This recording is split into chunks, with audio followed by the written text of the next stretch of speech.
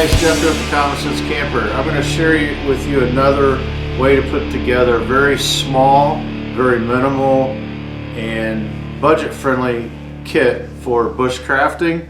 And this can also be used for an overnighter or even two overnighters. And this is going to be a very lightweight kit. You can put all this in a haversack or a smaller backpack like a day pack.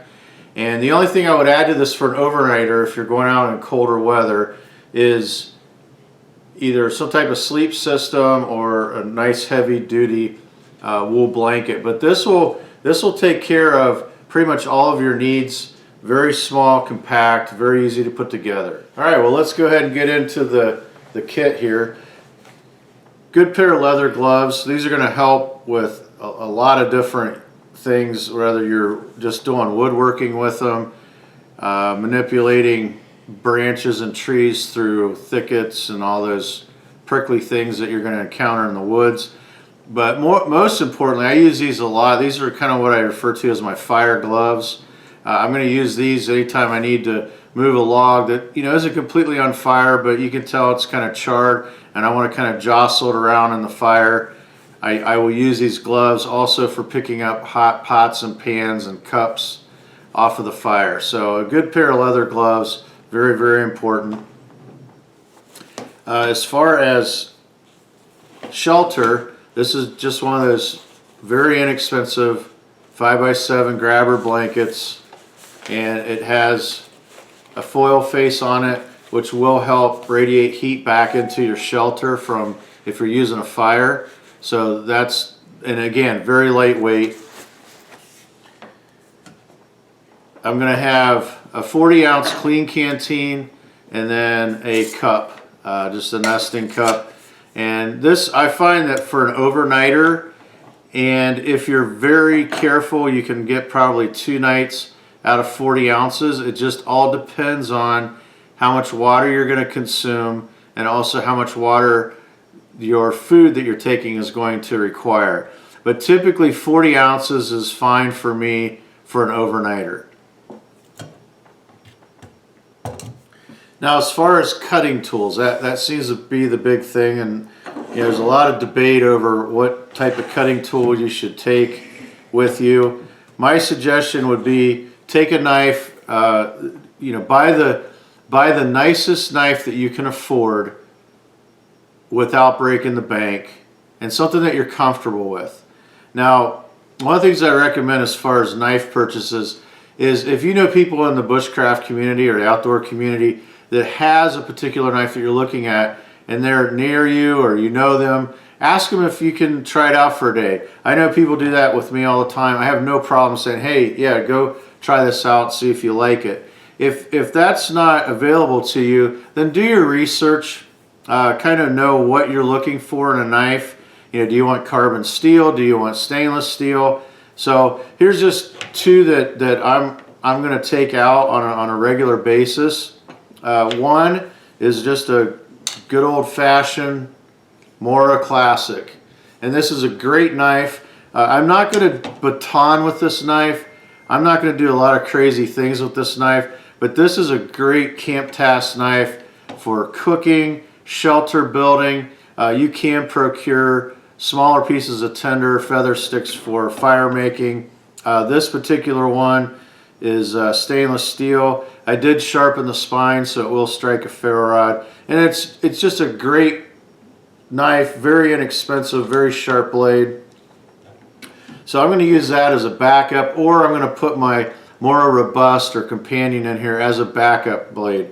I recently received this. This is the Mora Garberg. This is a brand new knife, and I'm going to do a separate review of this, but so far I am really, really digging this knife. Another one that I really like is that Steel Will 265 knife that I did a review on probably 2 videos ago.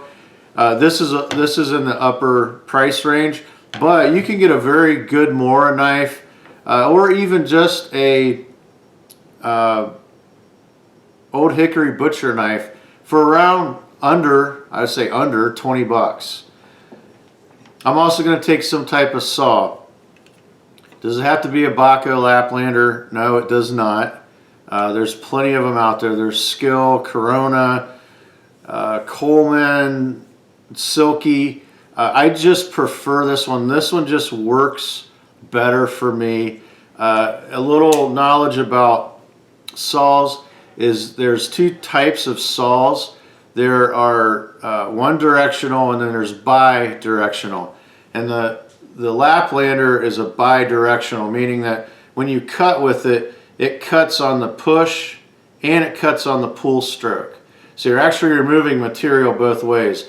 Whereas a Silky saw is going to be one directional and it's only going to cut, I believe this cut on the pull. So on the push you're not removing any material, but on the pull you are.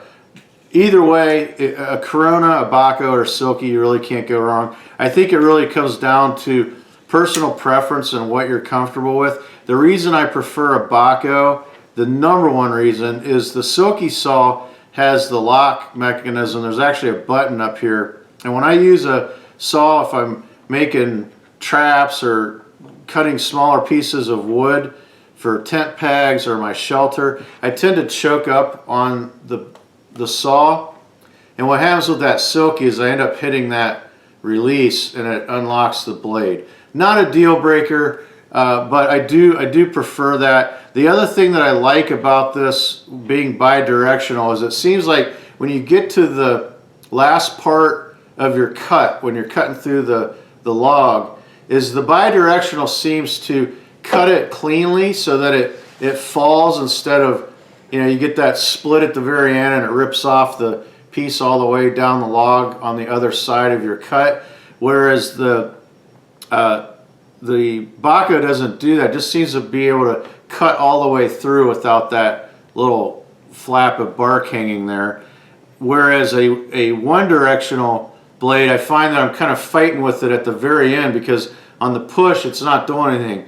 So you're kind of snagging yourself on that last little bit. So, all right, enough of the Baco saw. So I'm gonna take that with me. I'm going to have a ferro rod. This is my larger ferro rod. I usually just throw this in my pocket, or I'll have a knife with a sheath that this will fit into. And then I'll take a couple pieces of fat wood. Now for a day hike or just a single overnighter, a couple pieces, you know, I'd probably take, in colder weather, maybe half a dozen pieces of fat wood. You will thank yourself if you're in an area where, you know, it's raining or freezing rain or it's snowing out and there's a lot of moisture in the air. This goes a long way to get your fire started. The next thing is the actual, what I call billy pot kit. And what I have in here is just a bandana wrapped around a sugar bowl that I bought at Goodwill and then modified it into a bush pot. And I think I spent $2-3 for this thing, and there's absolutely nothing wrong with it. In fact, if you look at it closely, you can see it still has the sugar label on it. Has a nice lid. It's very compact, lightweight. I drilled a couple holes in it and put a bail on it. And this thing works great. You know, you can buy them. There's Stanley, there's Bush Pot, Billy Pot. There's all kinds of different companies out there. But you're going to spend some money on it. Whereas this, you know, a couple bucks, and I've got my own. Plus, I like the fact that I made it myself. The other thing is I'm going to carry a fish mouth spreader, and I'm going to use that in conjunction with my clean canteen, because I can put that inside of the clean canteen and boil water over a fire if I need to. The other thing I like to use it for is on this lid, it has a loop right there. And if I want to make, just say, an egg, now I have a handle and I have a little skillet. Again, multi-purpose. If you're trying to minimalize your kit, multi-purpose is key. So again, this fish mouth spreader has a lot of other uses as well. I won't get into all of them on this video, but that's just two of them. And so I have a little skillet and I can throw potatoes or onions on there, and it gets my hand enough out of the fire where I can put my leather glove on and retrieve this and use it as a small little cooking skillet. So in the pot, I have a compass, a headlamp, and I'll give you a little trick on your headlamps. When you put them away, what I recommend is that you take one of the batteries. This takes 2 batteries. Just take one of the batteries and flip it around the other way. That way it doesn't come on in your pack. So if it's in there and something hits it, it's going to come on. But if you take that battery and just flip it the other way,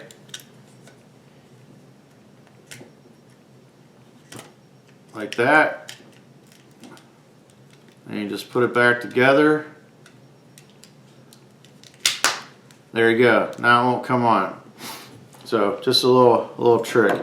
I will tell you that I found that rechargeable batteries tend to last longer than ones that you buy in a store. I don't know why. I don't know what the science is behind that, but I've just found that the rechargeable ones tend to last longer. I have a hank of jute twine. I'm going to use that for fire making. A roll of number 36 bank line. I have about 27 feet of paracord, which I like to use as a ridgeline for my tarp shelter. A plastic spork. My kitchen sink. Now this is a reduced version of my kitchen sink. And in here I have a sail needle. Very important. If you blow out a strap on your backpack or a button or a zipper on your pants, I promise you, you're going to wish you had 36 bank line that you could actually pull apart and some type of needle to sew that together. 2 blanket pins, some medications, Imodium AD, Advil, Q-tips, half of a cork. Use the cork, you know, if you're in an area where you could do some primitive fishing, you use that as a bobber. You can also, it'll help you if you're tying a fly to stick the hook in there, and that makes it a lot easier to tie the fly. Also, you can use it if you're sewing and you're pushing the needle through and you got to keep your hand on the back. You can take that cork between you and the material. That way you don't stick a hole in your finger sewing. And then I have some Band-Aids and some moleskin patches in there for blisters. And I also have a bee sting pad and one of those poison ivy pads in that kit. The fire kit, greatly reduced fire kit. I'm not someone that feels that you have to go all the way back to the Paleolithic period to start a fire. Now, do I practice those skills? Absolutely. I think it's something that everyone should do. You should know how to make fire with a bow drill or friction fire. You should be able to do it with flint and steel, magnifying glass, a Bic lighter that's been submerged in water, a Bic lighter that's been broken. But 99% of the time when I'm out just enjoying myself, I'm going to start my fire with a ferro rod and a piece of char cloth or lamp wick or a Bic lighter. And that is the easiest surefire way to start a fire. So that's what I'm going to carry in there. I'm also going to have an extra Bic lighter. And then if I need to get a fire started quickly right away, instead of trying to process all this jute twine down, I have a small little bag of processed jute twine. So it's 100% dry, it's ready to go right out of the bag. And then obviously I have the pot. Now like I said, for an overnighter, I'm going to add a sleep system to this. I'm going to take this tarp, but I'm probably also going to add my Bushcraft Outfitters tarp, my larger tarp, to that, and then obviously your food.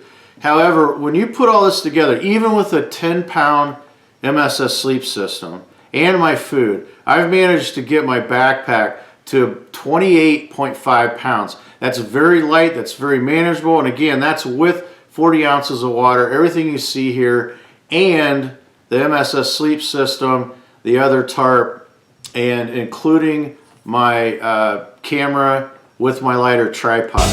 So hopefully this is helpful, guys. This is Jeff with the Common Sense Camper, camping out.